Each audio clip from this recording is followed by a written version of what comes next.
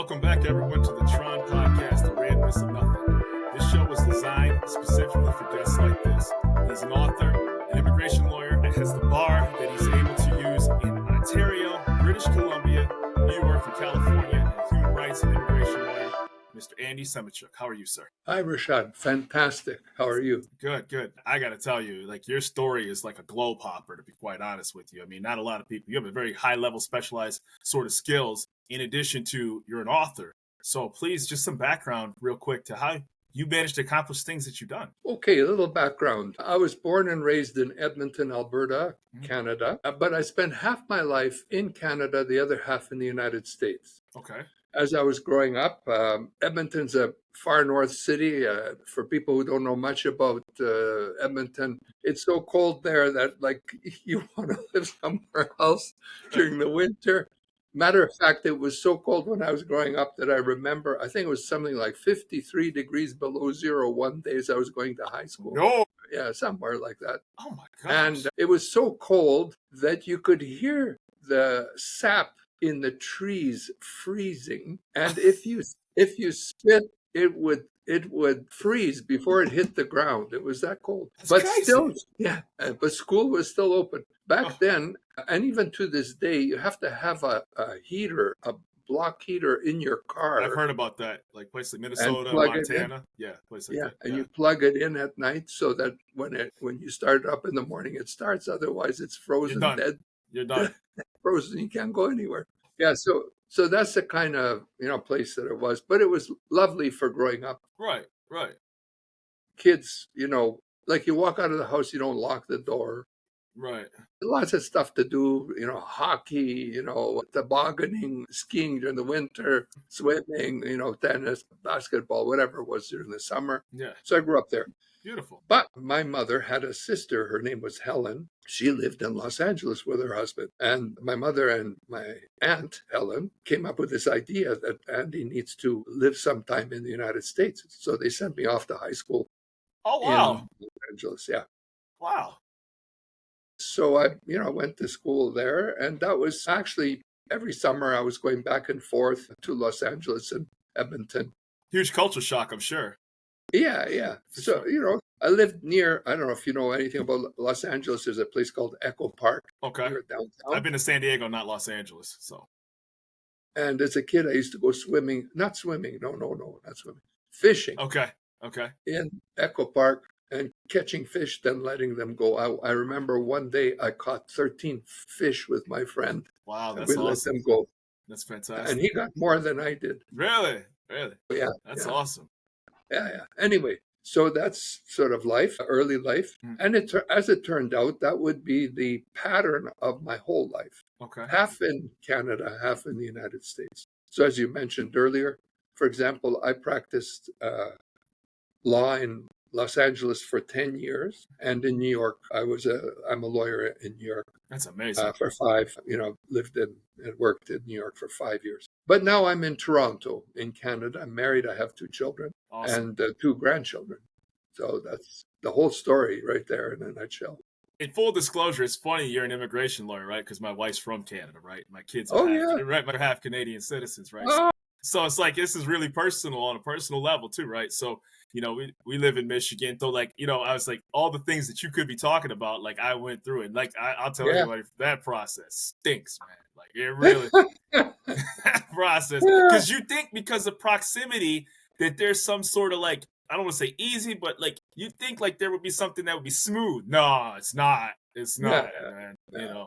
Well, it is what it is. Exactly. So so one of the things I was fascinated about, and I know that we're obviously going to talk about your numerous accolades, your human rights lawyer activities, but I was very fascinated by the book that you wrote about your great aunt, right? I thought that was very, very, very interesting. Opera singer, Ukraine, and then during the war and everything like that, some circumstances beyond her control. And I thought that was beautiful that you wrote that. So can we talk about that? Yeah.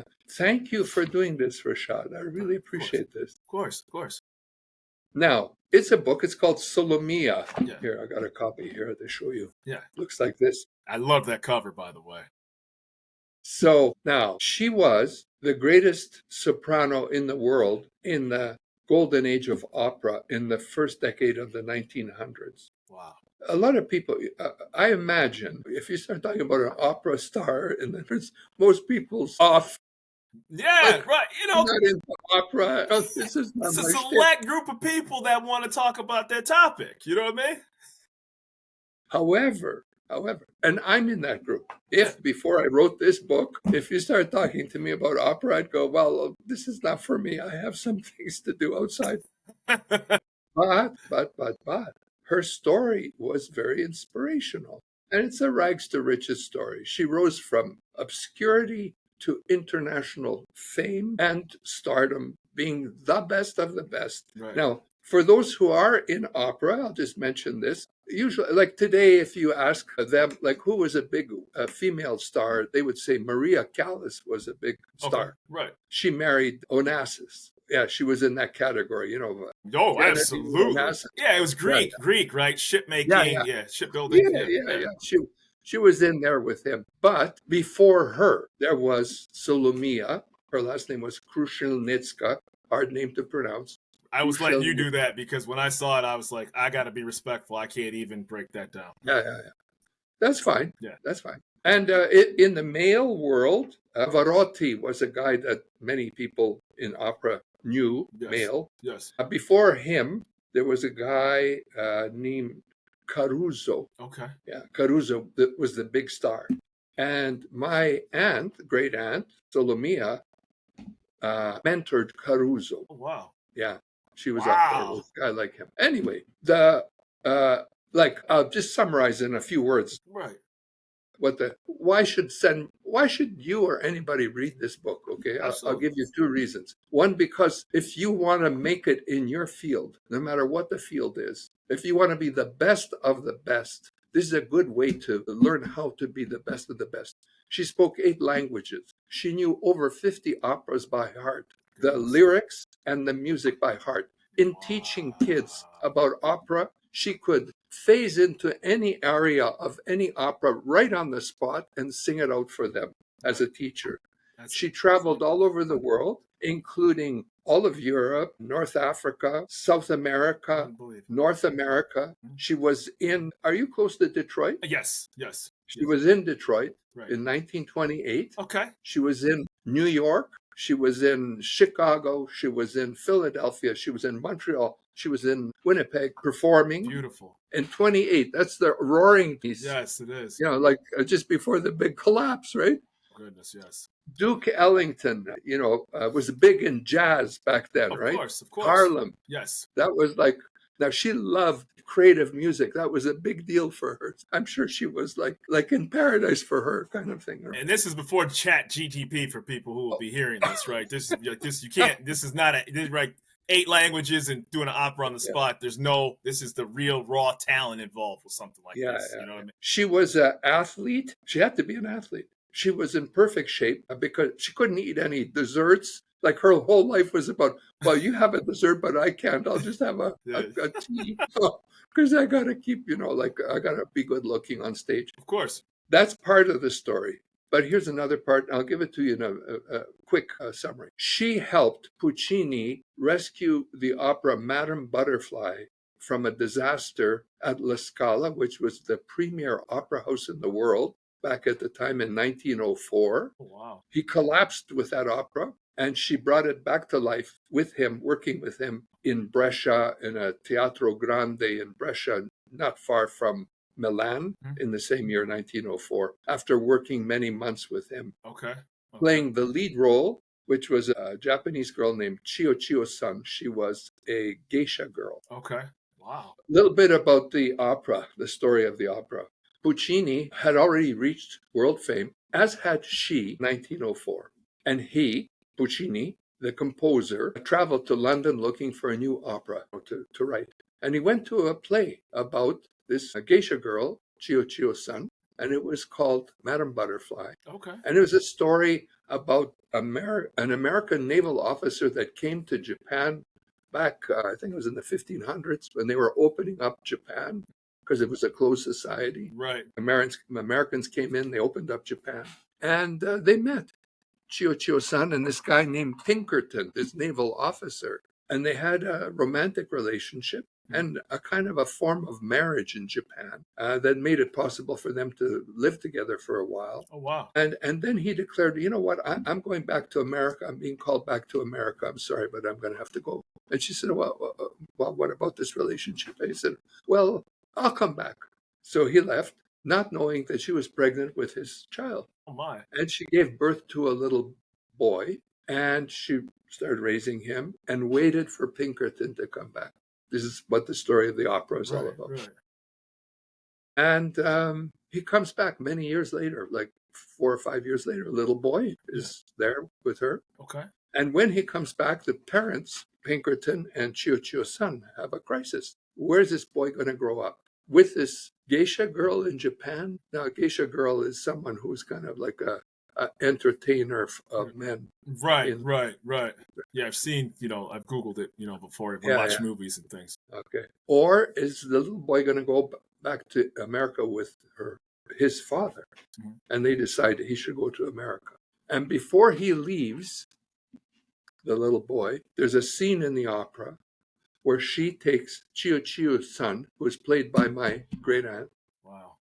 In restoring the opera, takes the boy off to the side, and she says to the boy, look at this face. It is the face of your mother. Remember it. You will never see it again. Oh, my. And the boy leaves with the father, and she commits suicide. Oh, my. And that's how the opera finishes. Yeah. Wow. It's a powerful opera. Yeah. And if you have an interest, you should go see the opera. It's really a great opera. It's one of the It's one of the most beloved operas to this day.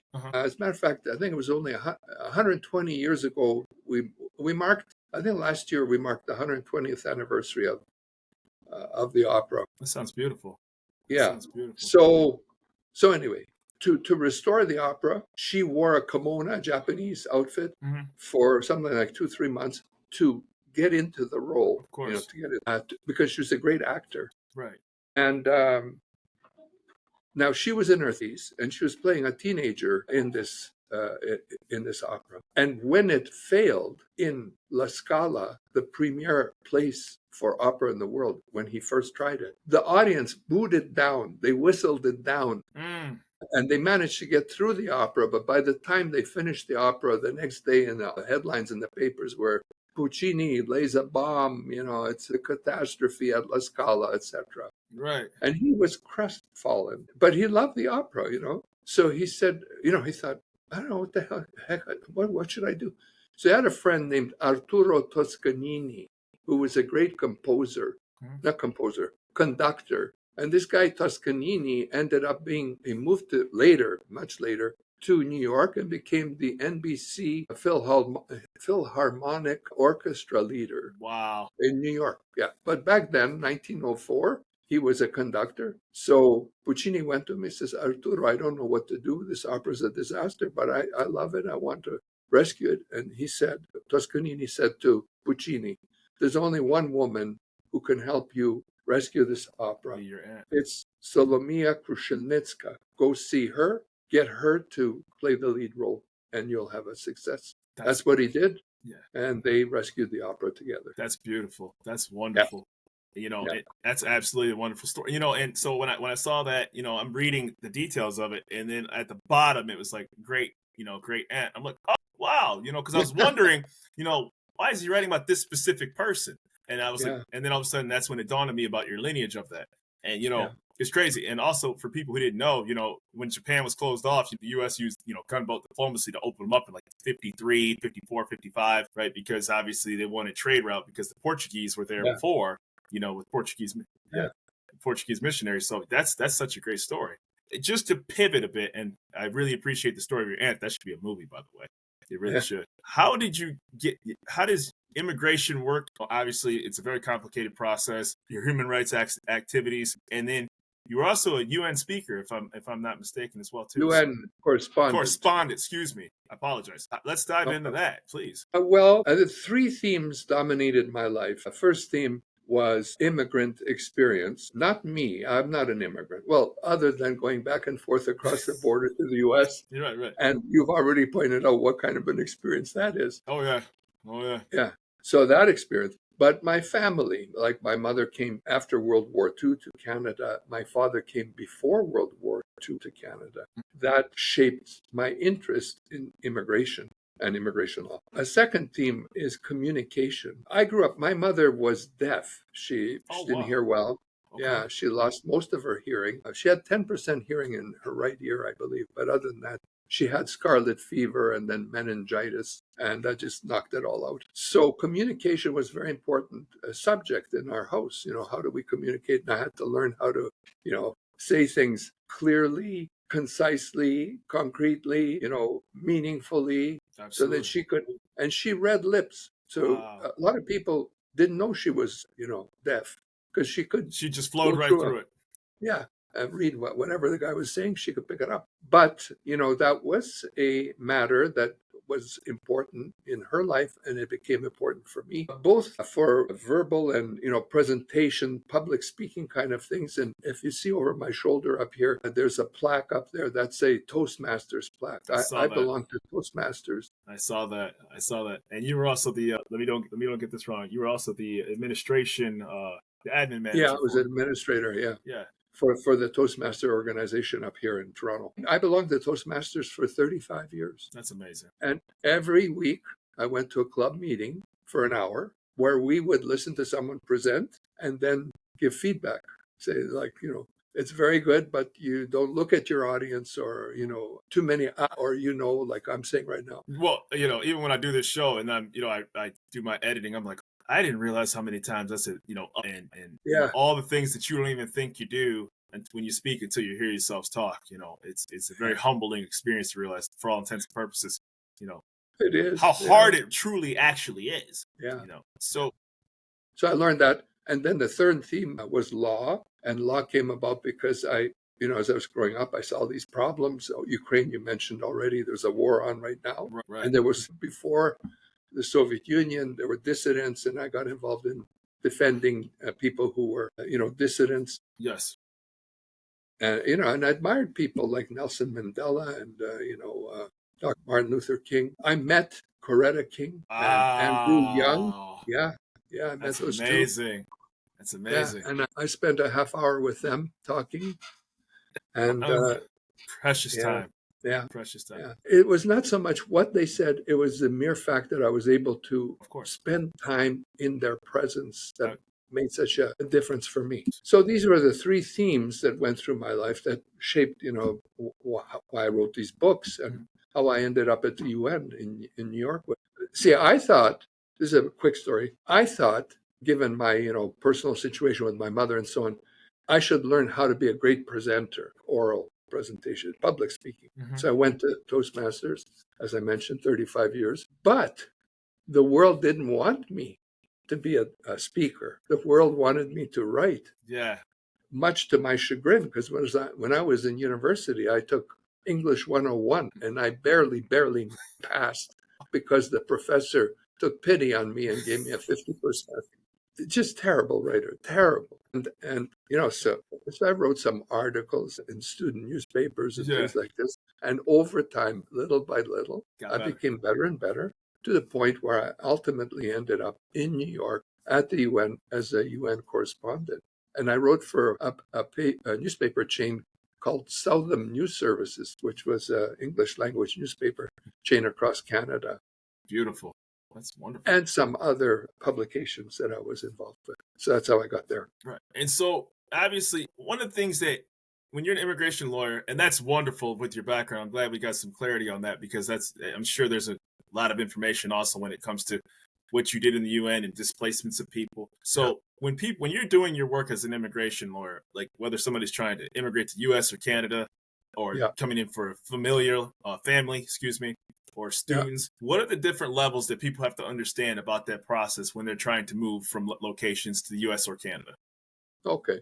Well, a good primer is just to realize what kind of people there are in a country. So if you're born in the country, or generally let's take the US, for example. Mhm. You are a US citizen by birth, or you can become naturalized and become a citizen because you went through the immigrant process and became a citizen. Correct. So that's the most solid level of existence in the United States. There are permanent residents, people who are not citizens, but who came to the United States and got permission to stay permanently, such as by sponsorship from a family member, a husband sponsoring a wife, Right. or through work, or through education or whatever, but they have permanent resident status. Then there are what are called non-immigrants who are in the United States. For example, students who are studying at universities, Right. or visitors who are there for a brief period of time, Seasonal or workers.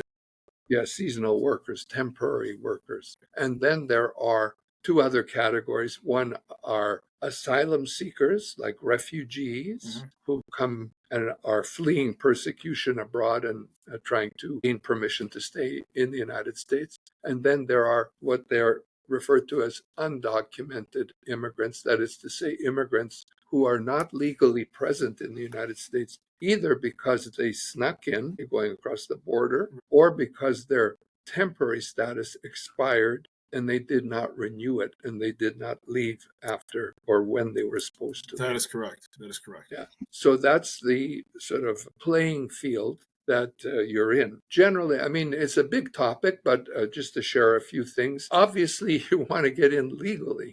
Without question. If you can, right? Without question.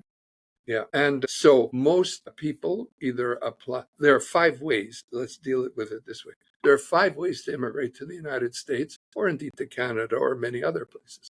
So let's cover the 5 ways. Number 1 is you can marry your way in, or have a family member sponsor you, brother, sister, Right. father, mother, Right. or marry someone who sponsors you. That's a way in to get a green card, Right. permanent residence. Second way in is you can study your way in.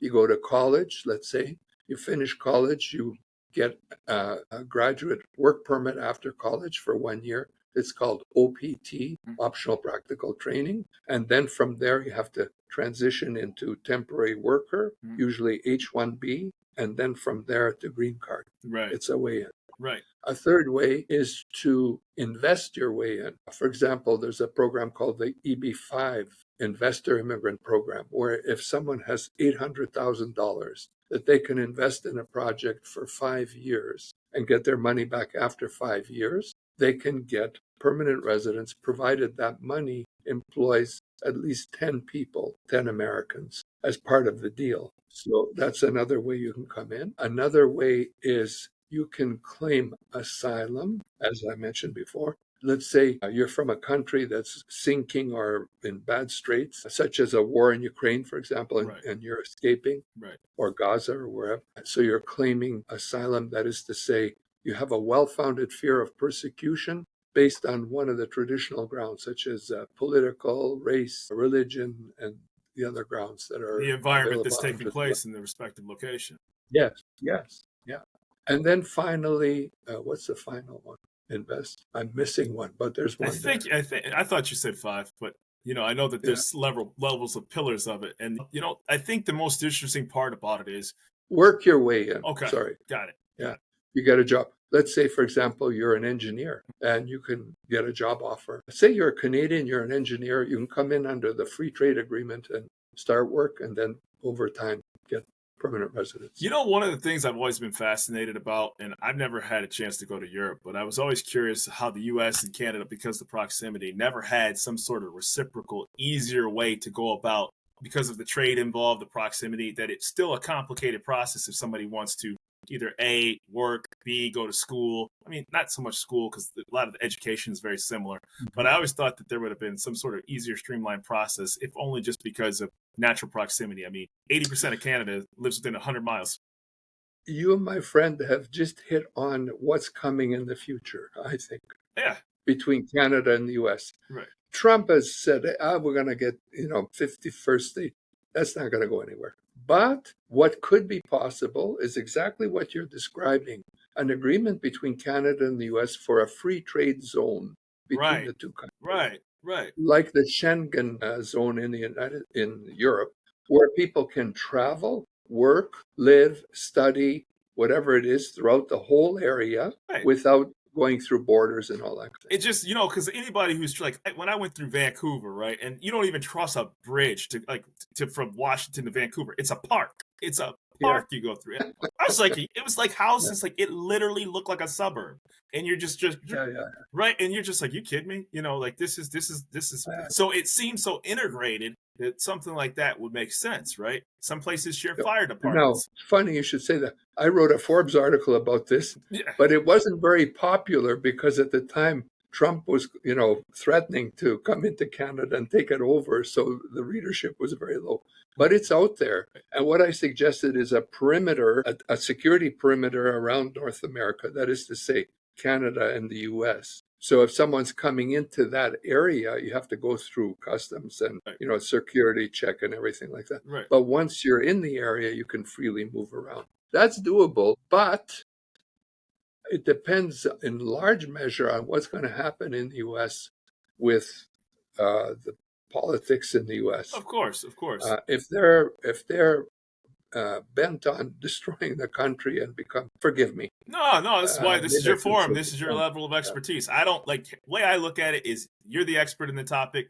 I don't tell people what to say. I just don't do debate shows. Like, you know what I mean? So Okay. but this is for your chance. Yeah. So my sincere hope is that we can reestablish the good friendship we've had as two countries, that we not be threatening each other or economically undermining each other, but Correct. trying to work together like friends. Of course. Of course. And if we can return to that kind of a relationship, and that the hostility that has been through tariffs and threats of invasion, like to Greenland and Canada and stuff like that, if that is all taken away, and if there's some kind of return to normalcy, then this I think could work, and it would be great for everybody. And it's just as many times as I traveled across, because of proximity from Detroit to Windsor and Ontario itself, it always kind of blew my mind that I do get the bigger picture. It's just my opinion, but I said, hey, this would economically, strategically, you go to Detroit hospitals. A lot of the nurses are from Windsor.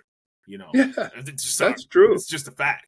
It's just it is true. It's unadulterated fact. As far as the process is concerned, the timing is concerned, the cost is concerned, it can be very astronomical and cost prohibitive for a lot of people. And so, yes, anybody that's a whole nother section unto itself when it comes to the immigration process. So, where can people find? Let me just throw this. Go ahead. Before we go, let me just say this. A lot of people don't know. Like, if you have a sore tooth, you go to a dentist. If you got a sore foot, go to a doctor, right? If you need a repair of your toilet, you phone the plumber. Right. A lot of people don't know that immigration lawyers or attorneys are who handle immigration matters. Right. So if you need an immigration matter, you phone an immigration attorney. Of course. Just an extra insight. No doubt. You guys have a specialized set of skills, and let me tell you, that paperwork was like this thick, man. It's horrible. And then when my kids got their Canadian citizenship certificates, they're asking for stuff from grandparents, right? And you're just like, really? But it is what it is, And so, where can people, you don't need me to find you. People don't need me to find you because your accolades speak for themselves. People who are going to listen to this, where can they find you? Okay, I work for Pace Law Firm, PACE Law Firm. So pacelawfirm.com. Mm-hmm. Look for Andy. I'm there. Fantastic. And, you're author of 4 books. Your accomplishments speak for themselves. Honestly, I don't think I did justice to the time that we have with all your accomplishments. It's hard to compartmentalize all you do in just this short amount of time. So I want to thank you. And this is what the T.R.O.N podcast is all about, to find those global travelers, thinkers, doers, creators, and people like yourself. And I'm very honored to have carved out a moment of your time. Thanks for having me. Absolutely, sir. You have a wonderful day. You too. Take care, Rashad.